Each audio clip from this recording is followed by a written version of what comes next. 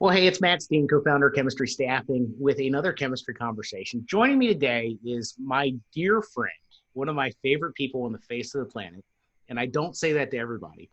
Nikki Lerner. Nikki, say hey. Hey. So, Hi. so Nikki's a culture coach. She's an artist. She's a speaker. She does a lot of things, but her big theme in her life is helping people move from being in a monocultural world into a multicultural way of life. And so, Nikki, thank you. Thanks for sitting down with me. I You're really appreciate welcome. It's my joy. it. So here's how these conversations go. It's just real quick, real simple. Got a ton of church leaders that are watching these, and here's the deal. You, when we first met, you were a worship leader at a great church outside of Washington D.C. So you've been in the grind of where Sunday's always coming. Now you're helping church leaders, you're helping people kind of rethink, diversity issues and all that. We are in a time where 2020 has just been brutal, right? We went from the apocalypse and now we have just significant racial tension in this country. And we've got a ton of pastors who this is Thursday and Sunday's coming. Mm-hmm. So let's just put it out there. What do we need to be thinking about for Sunday? How do we talk about this? How do we have these conversations in a way that acknowledges the weight and the ugliness and the beauty that's coming out of it? I mean, how do we go into that in a way that honors all of this? It's a really good question. Organizationally, as a leader, when things like this happen, the most important thing for you to do is to acknowledge that it's happening. I think what happens sometimes, particularly around racially fueled events, is that as leaders, particularly if you're part of the majority culture in the country, that you may feel some fear and some apprehension, and many of the leaders that I'm talking to this week, literally every day, are saying, I don't even know where to begin. I don't even know what to say. And I'm scared that I'm going to say something that's going to make it worse. Yeah. So then what happens is, then as leaders, we end up saying nothing. And we can't do that anymore. And so the most important thing to know as a leader this Sunday is you must acknowledge what is going on. Now, let me just say, it's very important that acknowledgement does not equal opinion. That's very, very important as a leader, particularly for senior leaders. Acknowledgement doesn't equal opinion, and it doesn't acknowledge, siding with whatever it is that you're talking about. Acknowledgement is just there to say, I see it. Yeah. And I see you. Yeah. Whoever you is, right? Yeah. That is the beauty of acknowledgement. It would literally almost be like, if I was having a conversation with you, like you're acknowledging what I'm saying right now by shaking your head. Yeah. Yeah. Right?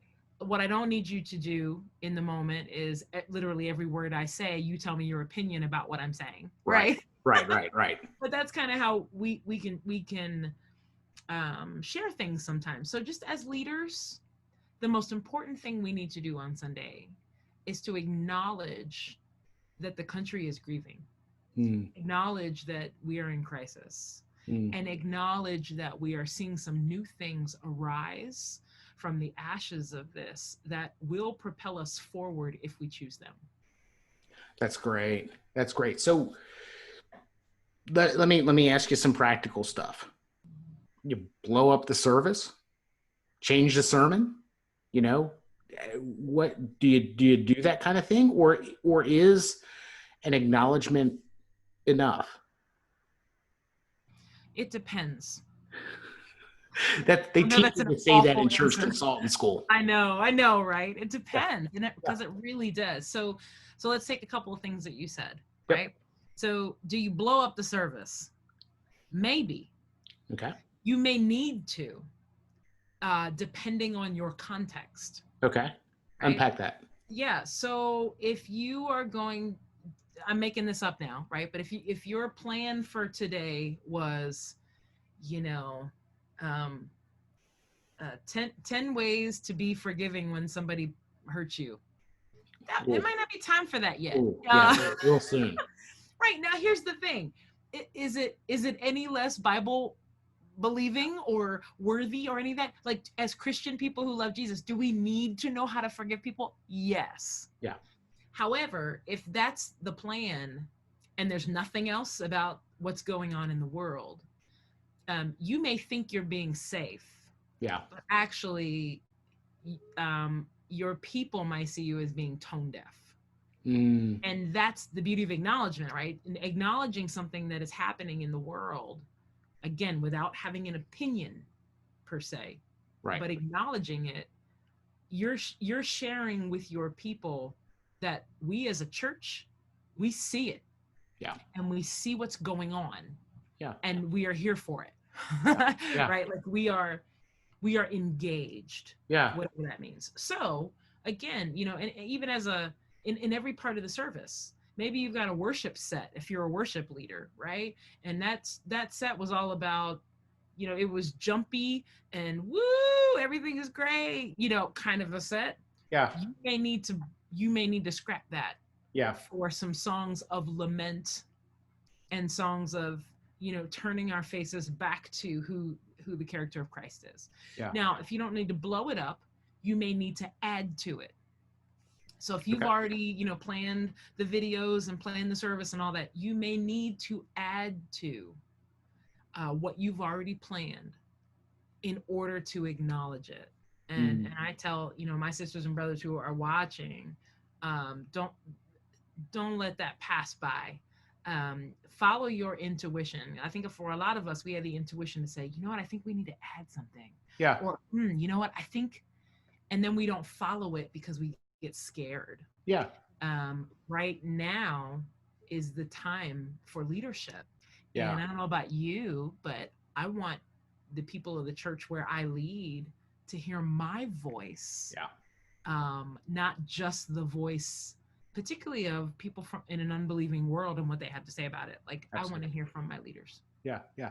So a simple way to just, that change up, right? So is that time of corporate prayer? Is that, how do you do that?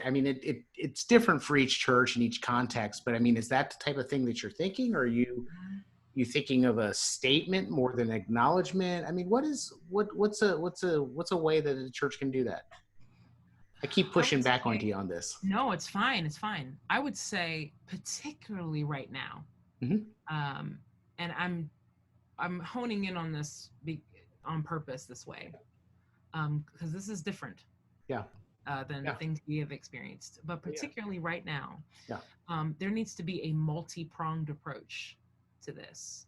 So, yes to an email to your church. Okay. About not only the fact that you see it, you're making an acknowledgement, but what the church will do to serve. So yes to that.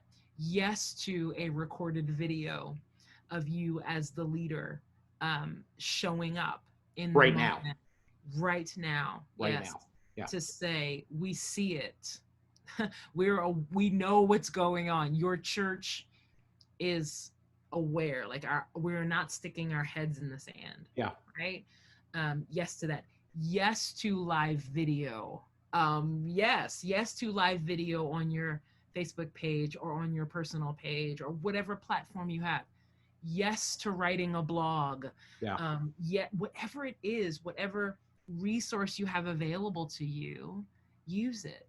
That's and awesome. Use it as a tool in the hands of the Spirit of Christ, to bring compassion, light, love, gentleness, goodness, faithfulness, self-control, peace, all of those things into the space. Do you write that yourself? No. But I live it like I do.